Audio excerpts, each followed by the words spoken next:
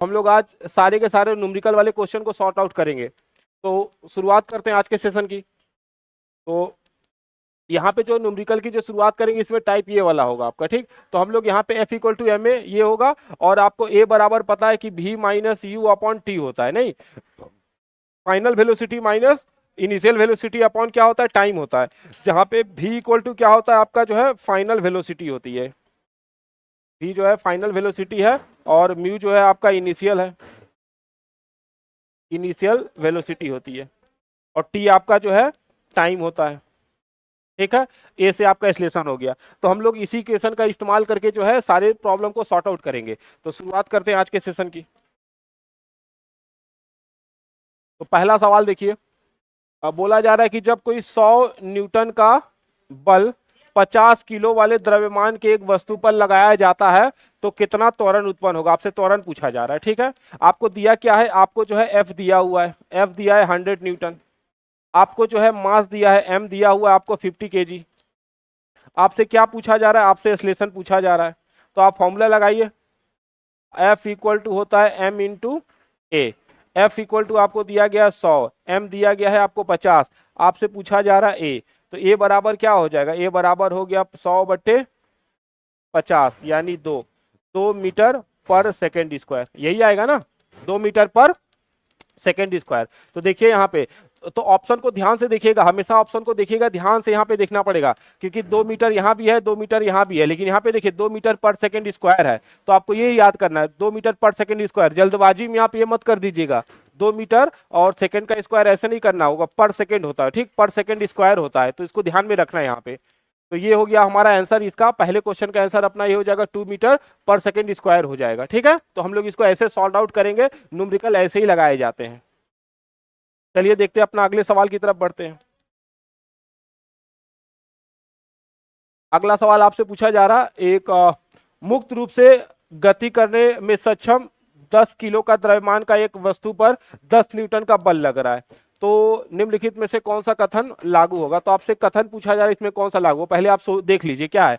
F आपको दिया गया है, कितना दिया गया है, तो आपको 10 न्यूटन का दिया गया है। आपको जो है मास दिया गया है, मास दिया गया है आपको 10 किलो का दिया गया है, ठीक है। तो आप त्वरण यहां से निकाल सकते हैं, त्वरण निकालिए जरा। तो त्वरण के लिए क्या करेंगे, F equal to M A हो जाएगा। ए बराबर क्या होगा, ए बराबर होगा F/m हो जाएगा। F कितना दिया है आपका, न्यूटन दिया है 10 न्यूटन, फोर्स 10 न्यूटन दिया है, मास भी आपका 10 है, तो 10 से 10 कैंसिल होकर 1 हो जाएगा, नहीं तो 1 क्या हो जाएगा, 1 मीटर पर सेकेंड का स्क्वायर हो जाएगा, 1 मीटर सेकेंड स्क्वायर। तो त्वरण कितना होगा, 1 मीटर सेकेंड स्क्वायर हो जाएगा। तो 1 मीटर सेकेंड स्क्वायर कहीं पे है, हाँ यहाँ देखिए, तो निकाय में क्या होगा, 1 मीटर पर सेकेंड स्क्वायर के त्वरण से गति करेगा, तो यही अपना सही हो जाएगा, ठीक है। तो अगर किसी मुक्त रूप से गति करने में सक्षम अगर 10 किलो का कोई द्रव्यमान है, उस पर अगर 10 न्यूटन का बल लगेगा तो उस पर कितना त्वरण उत्पन्न होगा, तो उसमें एक त्वरण होगा, 1 मीटर पर सेकेंड स्क्वायर, 1 मीटर पर सेकेंड स्क्वायर का त्वरण उसमें उत्पन्न होगा, ठीक है। तो यहाँ पे अपना ऑप्शन जो है सी सही हो जाएगा। चलते हैं अगली तरफ, अगला क्वेश्चन देखते हैं अपना। पूछा जा रहा है आपसे जो है, अगर 20 किलो द्रव्यमान की वस्तु पे जो है 4 मीटर पर सेकेंड स्क्वायर, 4 मीटर पर सेकेंड स्क्वायर के जो है त्वरण के साथ स्थानांतरण होता है, तो उस पे लगने वाला बल की मात्रा बताइए। तो आपसे अब बल पूछा जा रहा है, आपको क्या दिया गया है, आपको मास दिया गया है, मास कितना दिया गया है, तो 20 किलो दिया गया है। आपको त्वरण भी दे दिया गया, त्वरण इक्वल टू दिया है 4 मीटर पर सेकेंड स्क्वायर दे दिया गया है, ठीक है। आपसे फोर्स पूछा जा रहा है, फोर्स पूछा जाए तो हम लोग को पता है फोर्स इक्वल टू क्या होता है, m इंटू ए होता है। m कितना दिया है, 20 किलो दिया है। आपका त्वरण कितना दिया गया, 4 दिया गया है, तो 20 चौका 80 हो गया, आपका जो है 80 न्यूटन हो गया। तो F बराबर क्या होगा, 80 न्यूटन। देखिए आंसर कहाँ है, तो ये है अपना, तो 80 न्यूटन हो जाएगा, आपका आंसर हो जाएगा, ठीक। तो ऐसे ही करके सिंपल होते हैं, बस आपको खाली पता है ना कैसे अप्रोच करना है। एक बार अगर न्यूमेरिकल को अप्रोच करना आप सीख गए तो न्यूमेरिकल बहुत आसान होते हैं, इजिली इसको सॉर्ट आउट किया जा सकता है, इजिली उसके आंसर को फाइंड किया जा सकता है, नंबर गेनिंग होता है। मैथमेटिकल ऑपरेशन कीजिए और जो है आप तुरंत उसके आंसर को पा सकते हैं। चलते हैं अगले सवाल की तरफ।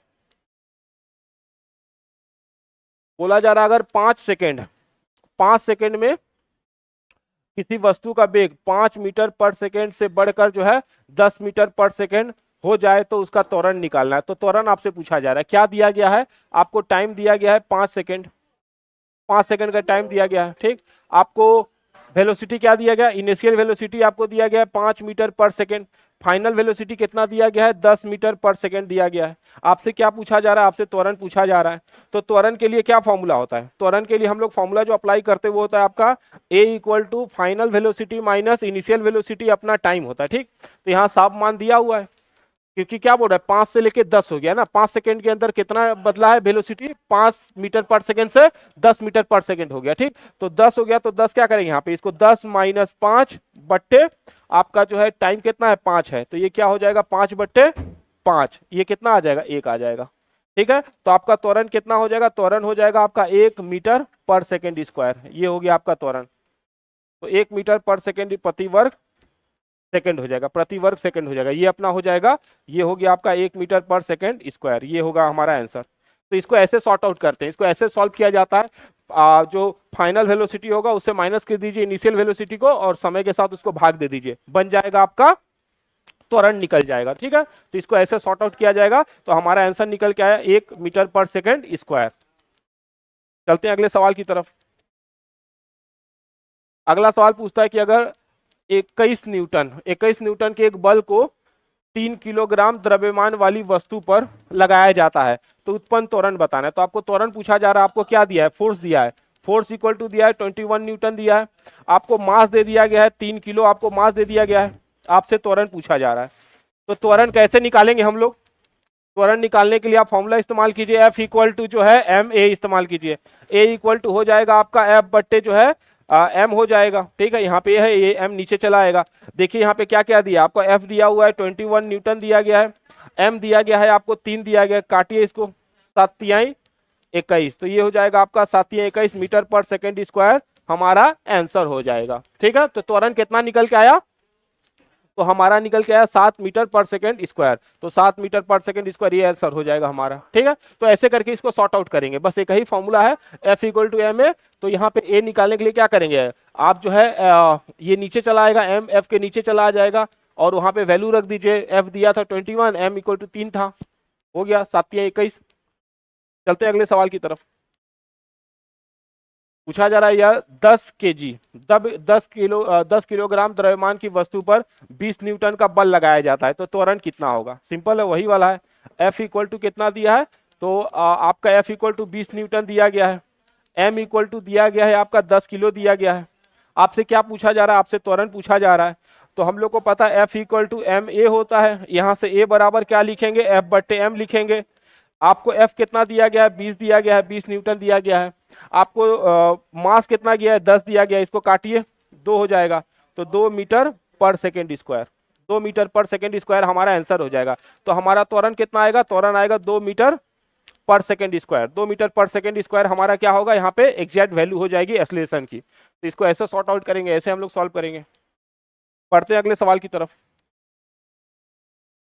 बोल रहा है कि M1 केजी का द्रव्यमान वाले एक लकड़ी के तख्ते पर 5 न्यूटन का बल लगाने पर 10 मीटर पर सेकेंड स्क्वायर के त्वरण से आगे बढ़ता है। ठीक है, फिर बोलता है M2 द्रव्यमान वाला जो है एक अन्य तख्ता समान बल लागू करने पे, बल सेम है पर कितना त्वरण उत्पन्न होता है, 20 मीटर पर सेकेंड का त्वरण उत्पन्न होता है।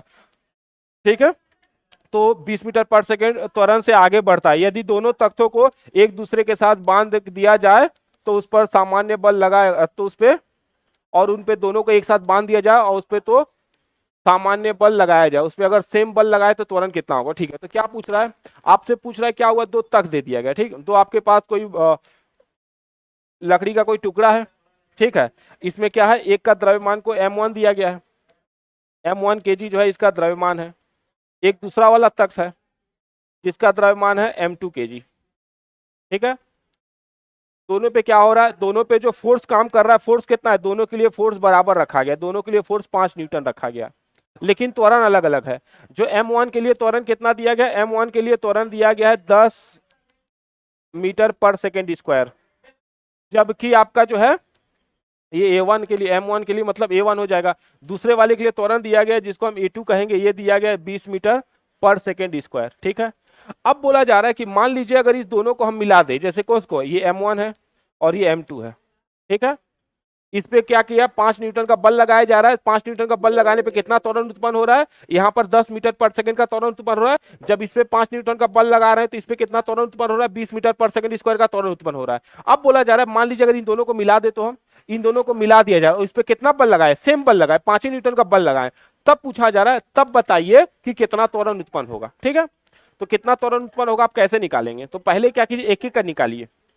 तो पहले आप क्या कीजिए, पहले वाले का निकालिए। तो पहले वाले केस में क्या होगा, F इक्वल टू हम जब लिखेंगे यहाँ पे M इंटू ए, ठीक है, तो पहले वाले के लिए क्या होगा, M1 होगा, M1 होगा। अब यहाँ से M1 निकल जाइए। तो पहला वाले के लिए फोर्स कितना है, 5 है, 5 न्यूटन दिया है ना यहाँ पे, 5 न्यूटन का फोर्स है, और बट्टे ए है, ए कितना आ जाएगा अपना, ए कितना दिया गया है, 10 दिया गया है, तो 10 हो जाएगा। तो यहाँ से M1 की वैल्यू कितने निकल के आई, तो M1 निकल के आया आपका 1/2, 1/2 जो है आपका M1 निकल के आया। ठीक है, ये पहले वाले के लिए है, पहले वाले ब्लॉक के लिए। ठीक, अब दूसरे वाले ब्लॉक के लिए देखिए, तो दूसरा वाले ब्लॉक के लिए, दूसरे वाले ब्लॉक के लिए क्या कीजिए, F इक्वल टू लिखिए M2 इंटू ए।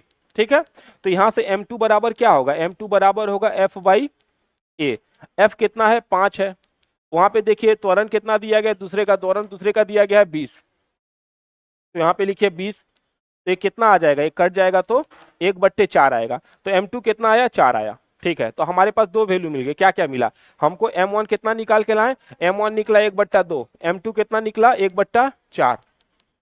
ठीक है, अब बोल रहा है दोनों को जोड़ दिया जाए। दोनों को क्या किया जाए, एक साथ बांध दिया गया, दोनों को एक साथ बांध दिया गया, दोनों को एक साथ जोड़ दिया गया।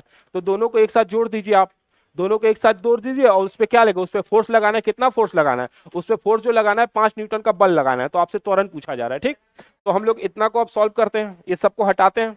अब हटा के क्या किया, दोनों को जोड़ना है, तो हम क्या करते हैं, सबको हटा दीजिए, सबको हटाइए। हमको क्या क्या मिला, हमारे पास क्या आ गया, हमारे पास ये आ गया, हमको ये पता चल गया कि M1 बराबर कितना आया, 1/2, M2 बराबर कितना आया, 1/4।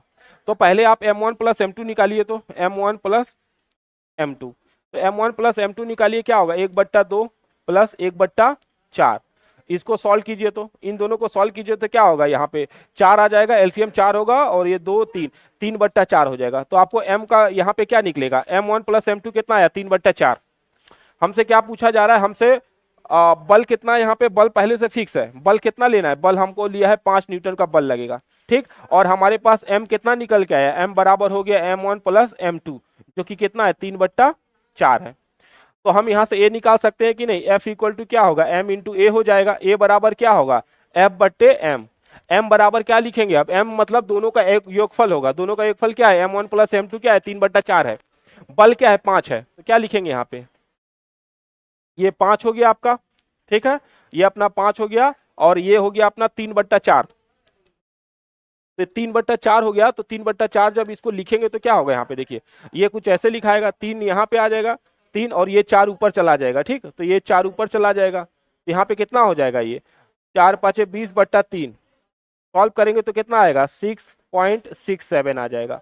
तो त्वरण कितना आ जाएगा आपका, 6.67 आ जाएगा। देखिए उसको 3 से करके देखिए, कहीं आंसर है 6.67, ये देखिए आंसर है यहाँ पे 6.67।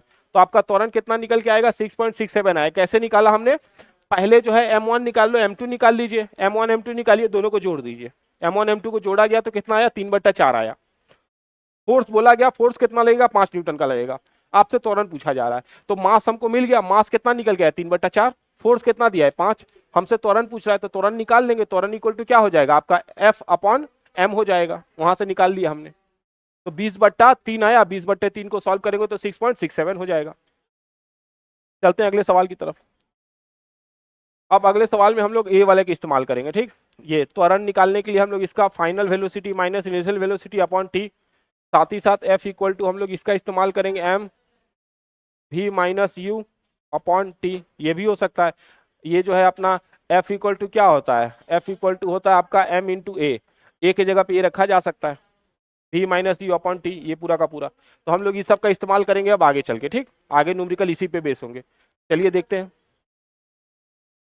तो पहला सवाल पूछ रहा है, जब 8 किलो का द्रव्यमान किसी 8 किलो द्रव्यमान की किसी वस्तु पर कोई सतत बल 2 सेकंड के लिए लगाया जाए, 2 सेकंड के लिए बल कार्य करता है। यह वस्तु का जो वेग है 4 मीटर पर सेकंड से 9 मीटर पर सेकंड तक बढ़ा देता है। तो लगाए गए बल का परिमाण बताइए। तो आप पहले क्या कीजिए, यहाँ पे आपको क्या क्या दिया पहले ये देख लीजिए। आपको जो है मास दिया गया है, मास कितना दिया है, 8 किलो दिया है। ठीक। समय कितना दिया है, समय 2 सेकंड का दिया है, समय 2 सेकंड का दिया गया। साथ ही साथ देखिए इनिशियल वेलोसिटी दिया गया है 4 मीटर पर सेकंड, फाइनल वेलोसिटी दिया गया है आपको 9 मीटर पर सेकंड। तो यहाँ पे हम क्या कर सकते हैं, पहले एक्सलेशन निकाल लीजिए, ए निकालिए। तो ए इक्वल टू क्या होगा, v minus you upon T. देखिए v बराबर कितना लिखा है 9 माइनस 4 बट्टे टी कितना दिया है 2, तो 9 4 क्या होगा 5/2, 5/2 आपका ए निकल गया। ठीक। अब आपको क्या पूछ रहा है, फोर्स पूछ रहा है, बल पूछ रहा है। बल बराबर क्या होता है, F equal to m into a. ठीक है। अब देखिए यहाँ पे m और a आपको दिया गया है, तो लिख दीजिए m बराबर कितना था 8, और आपका अभी आपने a निकाला कितना है 5/2। तो ये क्या होगा, 2 से 8 को काटिए, 4 बार में कटेगा और 4 पचे 20 हो जाएगा। तो F बराबर कितना हो जाएगा आपका 20 न्यूटन हो जाएगा। तो निकाल दिया हमने ऐसे करके। ठीक। तो F बराबर कितना होगा 20 न्यूटन हो जाएगा, ये हमारा आंसर हो जाएगा। तो इसको कैसे सॉल्व करते हैं, ऐसे ही सॉल्व किया जाएगा। पहले एक्सलेशन निकाल लीजिए, अंतिम गति, फाइनल गति माइनस जो है प्रारंभिक गति बट्टे समय, उससे आपको त्वरण निकल गया, मास दिया गया था आपको, सॉल्व कीजिए आ जाएगा यहाँ पे। ठीक। पहले देख लीजिए क्या क्या दिया गया है, उसके आधार पे हमने यहाँ पे त्वरण निकाला। त्वरण निकालने के बाद फॉर्मूला लगाया F equal to M A. तो F equal to M A से यहाँ पे क्या हो गया 8, मास है, त्वरण 5/2 है, 2 से 8 को काटा 4 और फिर 4 पचे 20, तो 20 न्यूटन हो जाएगा अपना। तो इसको ऐसे सॉल्व किया जाएगा। अगला देखिए क्या पूछा जा रहा है, किसी वस्तु के संवेग में 2 सेकेंड में 10 किलोमीटर पर सेकेंड में परिवर्तन होता है, तब वस्तु पर कार्य कर रहा बल होगा। यहाँ पे देखिए क्या दिया गया, यहाँ पे आपको समय दिया गया है 0.02 सेकेंड। ठीक है। आपको यहाँ पे संवेग दे दिया, वो संवेगी तो है 10 केजी मीटर पर सेकेंड, ये आपको संवेग दे दिया गया है। ठीक। तो आपको संवेग दे दिया गया है, आपको समय दिया गया, आपसे पूछा जा रहा है बल। तो बल बराबर क्या होता है, हम लोग को पता है ना कि बल क्या होता है, बल इक्वल टू होता है आपका जो है संवेग परिवर्तन, संवेग में परिवर्तन। ठीक। संवेग में परिवर्तन बट्टे समय। ठीक, ये हो गया अपना। तो आप लोग क्या करेंगे, संवेग में परिवर्तन बट्टे समय कर लीजिए, तो आपको फोर्स यहां से निकल जाएगा। तो यहाँ पे क्या हो गया F अपॉन क्या होगा, यहाँ पे संवेग बट्टा समय होगा। संवेग, संवेग बराबर क्या होगा P अपॉन टी, लिखिए P अपॉन टी। तो P अपॉन टी यहाँ पे देखिए, तो P कितना है 10 और समय 0.02, तो यहाँ पे रखिए तो वैल्यू को। संवेग बराबर क्या है 10 है, और सेकेंड में कितना आएगा आपका यहाँ पे 0.02 हो जाएगा। सॉल्व कीजिए इसको। तो इसको देखिए, तो जरा इसको हम अगर दशमलव को हटाना चाहें तो क्या करें, तो दशमलव के लिए 1 लिखिए और फिर 2 को सुनना। तो यहाँ पे क्या कीजिए 100 कीजिए इसको, बट्टे 2, बट्टे 2 होगा। तो ये क्या हो जाएगा, ये 1000 होगा, 1000/2, 1000/2 मतलब 500, तो 500 निकल गया। तो 500 न्यूटन हो जाएगा, देखा है कहीं है 500, ये देखिए 500। तो 500 न्यूटन इसका आंसर हो जाएगा। तो हमने क्या किया, हमको संवेग दिया था तो हमने ये फॉर्मूला लगा दिया, F इक्वल टू जो है P अपॉन टी लगा दिया। ठीक। P हमको यहाँ पे दिया था 10, समय हमको दिया था 0.02, हमने क्या किया इसको हटा दिया, तो ये हो गया अपना 100, जीरो को दशमलव के बाद 2 जीरो है तो यहाँ 2 जीरो लिख दिया, बट्टे आपका आ गया 2। अब इसको कीजिए 1000, 1000 बट्टा क्या होगा, ये 1000/2, तो कितना आ जाएगा 500, 500 न्यूटन हमारा आंसर निकला है। तो ऐसे करके निकाला जाता है। ठीक। तो ये ऐसे करके सॉल्व होगा। चलते हैं, होप आप समझ पा रहे होंगे, आसान है, बस एक बार आप करेंगे तो आप समझ पाएंगे आसानी से इसको, बस एक बार समझने का देर है कि आप इसको कैसे सॉर्ट आउट कर रहे हैं, कैसे आप देख रहे हैं उसको, क्या दिया गया आप उसको कैसे पढ़ रहे हैं। आप यूनिट से पकड़िए, यहाँ पे यूनिट देख रहे हैं, आपको पता है कि हमारा जो संवेग होता है m/v होता है, m का मात्रक क्या होता है kg, और मीटर का आपका जो v का क्या होता है मीटर पर सेकेंड होता है। यहाँ पे वही तो लिखा गया है kg मीटर पर सेकेंड। तो आप इसको देख के पकड़ पाते नहीं, उसको देखेंगे तो आपको पकड़ा जाएगा वो क्या दिया है, वो संवेग दिया गया था। चलिए अगला सवाल देखते हैं। चंद्रमा की सतह पे एक लड़के का भार 300 न्यूटन है, पृथ्वी की सतह पर उस लड़के का भार क्या होगा। तो हमको पता है भार बदलेगा, भार हमेशा बदलता है, भार जो है एक ऐसी राशि है जो बदलता रहता है, m/g पे निर्भर करता है। ठीक। और ये हमेशा बदलता रहता है, इसका मात्रक क्या होता है न्यूटन में, इसको मापते हैं हम लोग, ये कांस्टेंट नहीं होता, ये हमेशा बदलते रहता है, भार हमेशा बदलेगा, भार हमेशा चेंज होगा। तो भार एक तरह का क्या होता है, जो भार होता है एक तरह का क्या होता है, ये भी एक तरह का बल होता है। ठीक। और चंद्रमा का और पृथ्वी का अगर गुरुत्वाकर्षण की बात करेंगे, आप गुरुत्वाकर्षण त्वरण की बात करेंगे, तो हमारे यहाँ पे जो जी होता है और चंद्रमा पे जो जी होता है, चंद्रमा पे जी कितना होता है, पृथ्वी के गुरुत्वाकर्षण का 1/6 होता है। तो पृथ्वी के गुरुत्वाकर्षण का 1/6 होता है। ठीक। 1/6 टाइम होता है आपका कौन, चंद्रमा पे ग्रेविटी होती है। तो अब यहाँ पे निकालिए तो जरा, यहाँ पे तो आपको दिया गया यहाँ पे चंद्रमा पे कितना है 300 है, तो इसका जो है पृथ्वी पर क्या होगा, पृथ्वी पर भार। तो देखिए पृथ्वी पर भार क्या हो जाएगा, तो यहाँ पे कीजिए इसको 300 पट्टे 1/6 हो जाएगा, तो 1/6 ऊपर चला जाएगा तो क्या होगा, ये हो जाएगा आपका 300 गुने 6, कितना हो जाएगा 1800, 1800 न्यूटन। ठीक है, तो 1800 न्यूटन पृथ्वी पर भार हो जाएगा, कहीं दिया है देखिए 1800 न्यूटन, 1800 न्यूटन हो जाएगा। अगर हमसे उल्टा कहीं पूछा होता, अगर हमसे पृथ्वी पे दे दिया होता और हमसे पूछता कि बताइए तो जरा चंद्रमा पे कितना होगा, मान लीजिए यही सवाल को हम क्या करते हैं, अगर पृथ्वी पे दे देता तो बोलता पृथ्वी पर जो है, पृथ्वी पर भार 300 दे दिया मान लीजिए, ठीक, पृथ्वी पर भार 300 दिया, तो चंद्रमा पे कितना होता, चंद्रमा पे क्या करते हैं हम लोग 300/6 कर देते हैं, तो क्या हो जाता है 6×5 = 30, ये जो है 50 हो जाता है, 50 न्यूटन। ठीक है, 6×5 = 30, 50 न्यूटन हो जाता, 1/6 कर देते हम लोग, 1/6 करते तो आंसर आ जाता। ठीक, और अगर उसमें पृथ्वी पे पूछेगा तो पृथ्वी पे ऑब्वियस अधिक होगा, चंद्रमा पे भार हमेशा कम होगा, क्यों, क्योंकि चंद्रमा का गुरुत्वाकर्षण का मान कम होगा, उसका मास कम है ना, तो उसका गुरुत्वाकर्षण का मान कम होगा। ठीक है, चंद्रमा गुरुत्वाकर्षण का मान कम होगा जबकि पृथ्वी का ज्यादा होगा, इसलिए आप चंद्रमा पे चल नहीं सकते, आपको उछल के चलना पड़ेगा चंद्रमा पे। अगला चलिए, एक न्यूमेरिकल आपको मिलेगा फ्रिक्शन वाला। ठीक, इसको बोलते हैं हम लोग जो है कोफिशिएंट ऑफ फ्रिक्शन बोलते हैं, कोफिशिएंट ऑफ फ्रिक्शन, ये म्यू दिखाएंगे, एम मास हो जाएगा और आपका एक्सीलरेशन ड्यू टू ग्रेविटी, तो कोफिशिएंट ऑफ जो फ्रिक्शन होगा, ठीक, जो आपका जो है घर्षण गुणांक होगा, तो घर्षण गुणांक जो म्यू होगा, म्यू घर्षण गुणांक होगा, ये हर वस्तु के लिए अलग अलग होता है, हर सतह के लिए अलग अलग होगा, इसका मान दिया जाता है। तो यहाँ पे हम देखते हैं घर्षण भी एक तरह का क्या है, फोर्स है, तो देखते हैं इस पे सवाल कैसे लगते हैं। बोल रहा है 5 केजी की वस्तु, 5 केजी की वस्तु 0.2 घर्षण गुणांक वाली सतह पर रखी है, तो वस्तु पर कार्य करने वाले घर्षण बल का मान बताइए। तो हम लोग को क्या पता है, घर्षण बल का मान पूछा गया है, क्या क्या दिया है यहाँ पे, यदि आरोपित बल क्या हो 10 न्यूटन का हो, ठीक, दूसरा क्या बोल रहा है, यदि आरोपित बल जो है 15 न्यूटन का हो। तो यहाँ पे देखिए पहले क्या बोल रहा है, यहाँ पे कोई ब्लॉक है, ये ब्लॉक है, ठीक, और इस पे क्या कर रहा है 10 न्यूटन का फोर्स लगा रहा है, 10 न्यूटन का फोर्स लगाया जा रहा है, और इसका मास कितना है, तो 5 किलो है। तो पहले आपको क्या निकालना पड़ेगा, 5 किलो है, जी हमको पहले से पता, देखिए जी हमको तो यहाँ पे पहले से फिक्स होता है, जी हम लोग क्या लेंगे, जी इक्वल टू 10 लेंगे, 10 मीटर पर सेकेंड स्क्वायर लेंगे।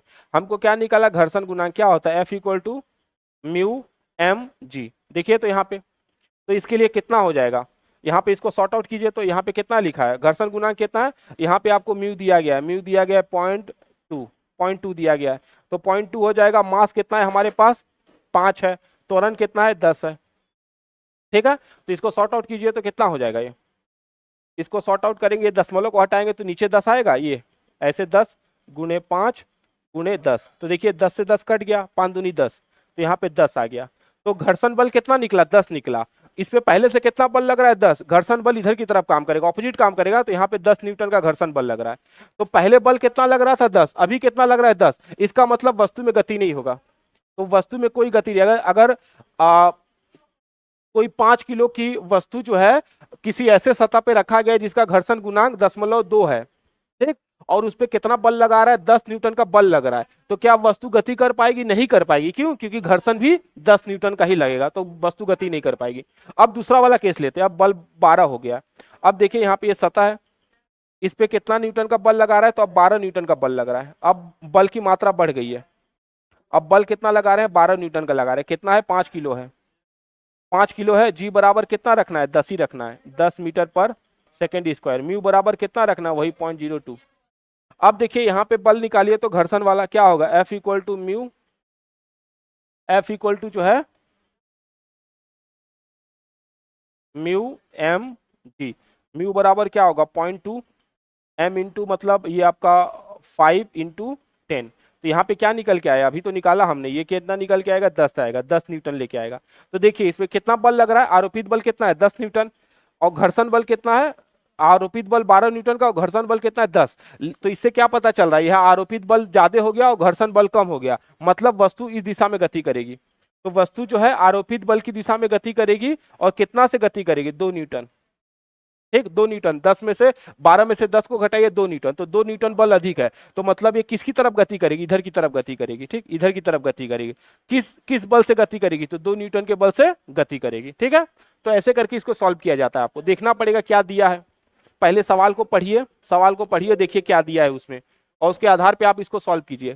द्रव्यमान दिया है, घर्षण गुणांक दिया है, जी आपको पता है 10 लेना है, सुविधा के अनुसार 10 ले लीजिए उसको। तो देखिए उसमें घर्षण गुणांक, घर्षण की मात्रा कितना निकल के आ रही है, घर्षण बल कितना निकल रहा है। घर्षण बल जब निकल जाए तो देखिए उस पर कितना बल लगाया जा रहा है। अगर घर्षण बल और आरोपित बल का मान बराबर है, वस्तु स्थिर रहेगी। और यदि घर्षण बल कम है और आरोपित बल अधिक है, तो घर्षण यहाँ पे कम हो गया और आरोपित बल अधिक हो गई, तो क्या होगा, वस्तु मूवमेंट करना शुरू करेगा, वस्तु गति करेगी। ठीक, आरोपित बल की दिशा में वस्तु गति करना शुरू कर देगी। चलिए अगला देखते हैं। चलिए, कोई रॉकेट है बोल रहा है, कोई रॉकेट है 20 मीटर प्रति सेकंड के स्थिर गति के साथ जो है ऊर्ध्वाधर रूप से ऊपर की ओर यात्रा करता है, ऊपर की ओर लॉन्च किया गया। ठीक है, फिर बोल रहा है ये क्या दिया है, 35 सेकंड यात्रा करने के बाद, 35 सेकंड यात्रा किया और रॉकेट में समस्या उत्पन्न हो जाती है और उसकी ईंधन आपूर्ति रुक जाती है। इसके बाद रॉकेट एक मुक्त निकाय की भांति जो यात्रा करता है, इसके द्वारा प्राप्त की गई ऊंचाई। देखिए क्या बोल रहा है यहाँ पे, आपको क्या इनिशियल वेलोसिटी दिया गया, पहले इसको समझिए। ये क्या है, यू है यहाँ पर 20 मीटर पर सेकेंड।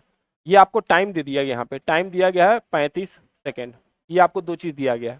ठीक है, आपसे पूछा जा रहा है कि 35 सेकेंड आपको टाइम दिया, 35 सेकेंड बाद क्या हो रहा है, ईंधन का उस खत्म हो रहा है, कोई समस्या आ रही है, कुछ भी हो रहा होगा, खत्म हो गया। ठीक, रॉकेट जो है काम करना बंद कर दिया, ईंधन समाप्त हो जा रहा है, चाहे कुछ भी हो गया हो।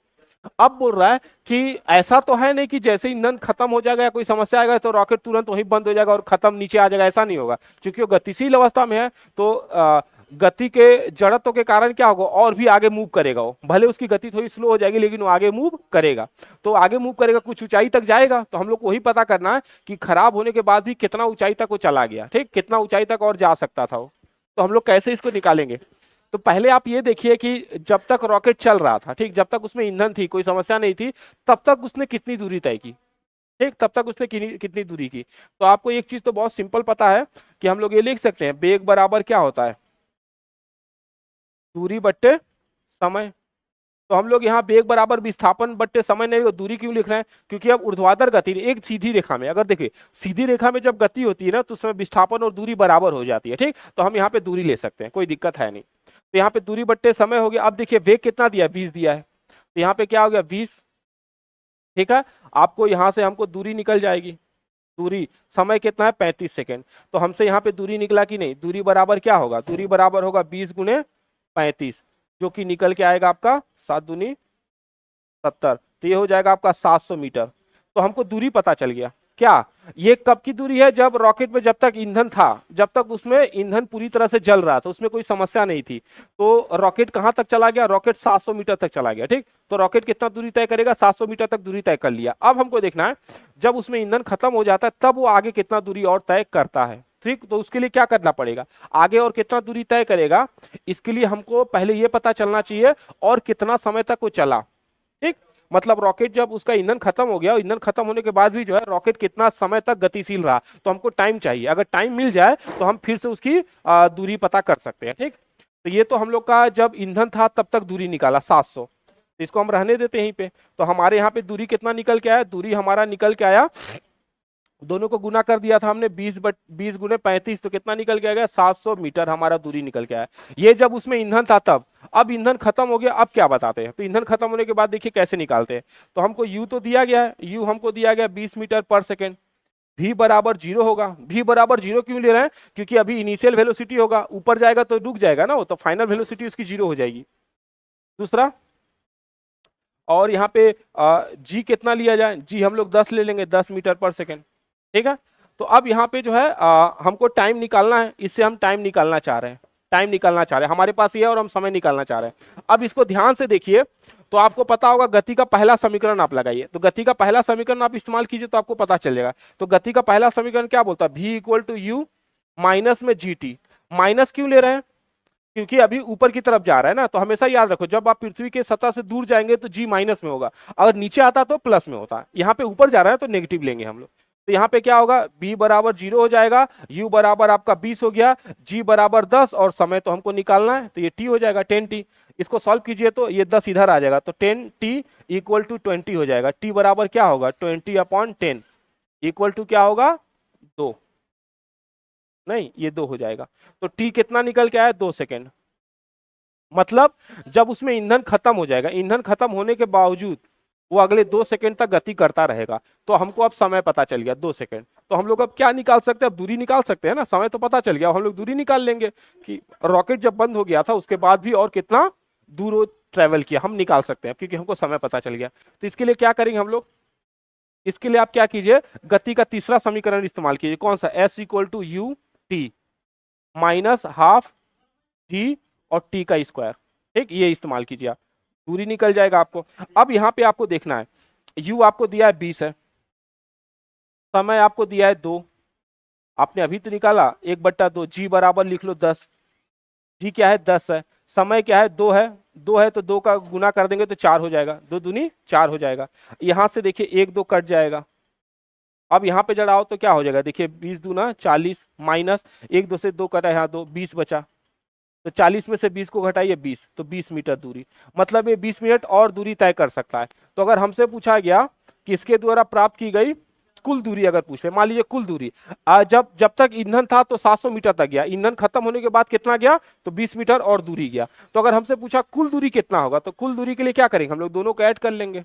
अगर पूछा जाए कि कुल दूरी कितना तय करेगा, तो कुल दूरी के लिए क्या करेंगे, 700 प्लस 20, 700 प्लस 20, तो ये क्या होगा 720 मीटर हो जाएगा। तो कुल दूरी कितना हो जाएगा, 720 मीटर, देखिए यहाँ पे दिया है। तो कुल दूरी कितना तय करेगा, 720 मीटर करेगा। तो आप करेंगे क्या इसमें, तो पहले आपको क्या करना है, पहले आप यहाँ पे देखिए, पहले आपको समझिए कि ईंधन जब तक था तो कितना दूरी किया, तो आपको वेग दिया था, आपको समय दिया था, तो वेग और समय को गुना करेंगे, दूरी पता चल जाएगा, ठीक। फिर आपको क्या पता करना है कि जब उसमें ईंधन खत्म हो गया तब कितना दूरी तय करेगा, तो इसके लिए क्या करना पड़ेगा, आपको समय निकालना पड़ेगा। तो आप वहां से समय निकाल लीजिए, समय निकालने के बाद क्या करिए, आप गति का दूसरा समीकरण इस्तेमाल कीजिए जहां से आपको दूरी निकल जाएगी। तो आप ऐसे करके इसको सॉल्व कर सकते हैं। चलिए अगले सवाल की तरफ। एक वस्तु का वजन पृथ्वी की सतह पर W है, ठीक है, पृथ्वी की सतह पे कितना है, W है। जिस ग्रह पर जिस ग्रह का द्रव्यमान पृथ्वी के 15 गुना और त्रिज्या पृथ्वी के 4 गुना है, तो उसका वजन क्या होगा, मतलब वह पृथ्वी से बहुत बड़ा है, पृथ्वी से कितना बड़ा है, 15 गुना, ठीक, और उसकी त्रिज्या भी क्या है, तो 4 गुनी अधिक है। तो अब देखिए इसको कैसे सॉल्व किया जाए, तो आप पहले ये याद रखिए, देखिए यहाँ पे ये पृथ्वी के लिए होगा, तो पृथ्वी के लिए क्या करेंगे हम लोग जो है,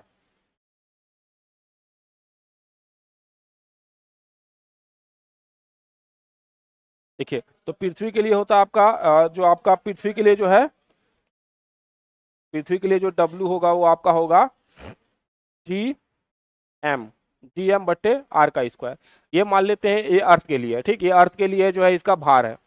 अब हम इसको जो है दूसरे जगह लेके चलते हैं, उसको हम W1 मान लेते हैं, W1 उसका भार मान लेते हैं। तो वहां भी गुरुत्वाकर्षण नियतांक होगा G, M क्या होगा, वहां का M बदल जाएगा, वहां का M क्या हो जाएगा, वो 15 गुना अधिक है, तो यहाँ पे क्या होगा 15M हो जाएगा, बट्टे उसकी त्रिज्या क्या है, पृथ्वी से 4 गुनी अधिक है, तो 4R हो जाएगा, 4R² हो जाएगा। तो जरा देखिए तो W1 क्या निकल के आया, G, यहाँ पे क्या लिखा, G हो जाएगा, यहाँ पे M हो जाएगा, ये आपका 15 हो जाएगा, 15 हो जाएगा, ठीक है, बट्टे में क्या होगा, देखिए यहाँ पे बट्टे में क्या लिखेंगे 4R², तो यहाँ पे क्या होगा 16 और R का स्क्वायर। इसको जरा ऐसे लिखा जाए तो इसको क्या हम ऐसे लिख सकते हैं, Gm/r का स्क्वायर बट्टे 15/16।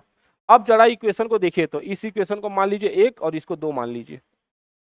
अब दोनों को कंपेयर कीजिए, दोनों को कंपेयर किए, देखिए Gm और R यहाँ भी है, Gm और R का स्क्वायर यहाँ भी है, तो इसी को तो हम W लिखे हैं ना, इसी को हमने W लिखा है, तो हम क्या ऐसे लिख सकते हैं, W1 बराबर क्या हो गया, Wn बराबर हो गया W 15/16, तो उसका भार कितना हो जाएगा 15/16,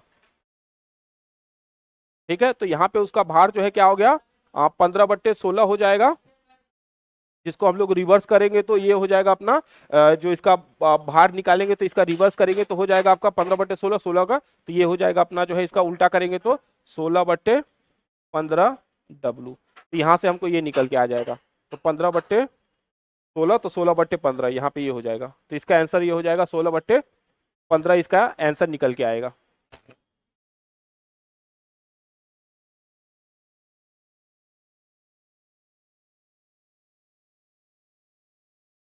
ठीक है, तो 16/15 इसका जो है आंसर निकल के आएगा जब उसका हम लोग कंपेयर करेंगे किससे, पृथ्वी के जो है भार से। तो पृथ्वी के भार से जो है उसका कंपेयर करेंगे तो कितना निकल के आएगा, 16/15 निकल के आएगा अपना। ठीक, तो हम लोग यहाँ पे यही वाला फॉर्मूला इस्तेमाल कर रहे हैं, G इक्वल टू जो है m1m2/r का स्क्वायर, यही वाला होता है। ठीक, यहाँ पे एक क्या है, एक पृथ्वी का है और एक दूसरा जो है किसी और ग्रह का होगा। G बराबर आपको कितना लेना है, 6.67 इंटू 10⁻11 न्यूटन। ये हो गया आपका जो है G बराबर होगा न्यूटन मीटर हो जाएगा अथवा आपका ये हो गया अपना न्यूटन मीटर का square, newton metre square upon जो है केजी का स्क्वायर। ठीक है, ये होता है आपका न्यूटन मीटर स्क्वायर केजी का स्क्वायर। तो इसको सॉर्ट आउट करेंगे तो 16/15 हो जाएगा, वाइस वर्सा करेंगे इसको हम लोग। ठीक है, तो यहाँ पे देखा जाए तो इसका आंसर जो है ये हो जाएगा, अगर पृथ्वी की 15 गुना, यहाँ पे 4,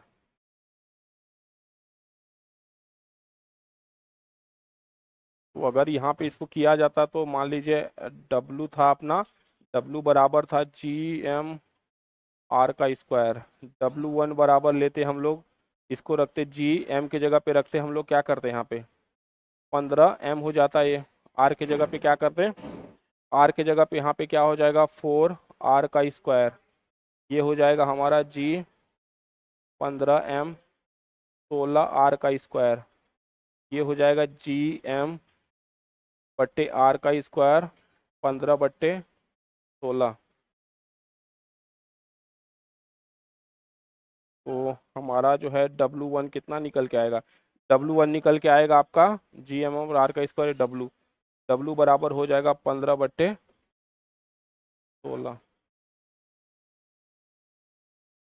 तो उस वस्तु का वजन क्या होगा, तो उस वस्तु का वजन क्या होगा, तो उस वस्तु का वजन क्या हो जाएगा, पृथ्वी की अपेक्षा इधर की तरफ चला जाएगा। तो W बराबर क्या होगा आपका, ये हो जाएगा 16/15 W1। ठीक है, ठीक है, तो ये हो गया अपना 15/16। ठीक है, तो ये हो जाएगा अपना। तो अगर किसी ऐसे जगह पे ले गए उस वस्तु को जहां 15 गुना द्रव्यमान अधिक हो और 4 गुना त्रिज्या अधिक हो, तो क्या हो जाएगा 16/15 W हो जाएगा उसका। ठीक, ये अपना आंसर हो जाएगा। ठीक है, तो आगे चलते हैं, देखते हैं अगला सवाल।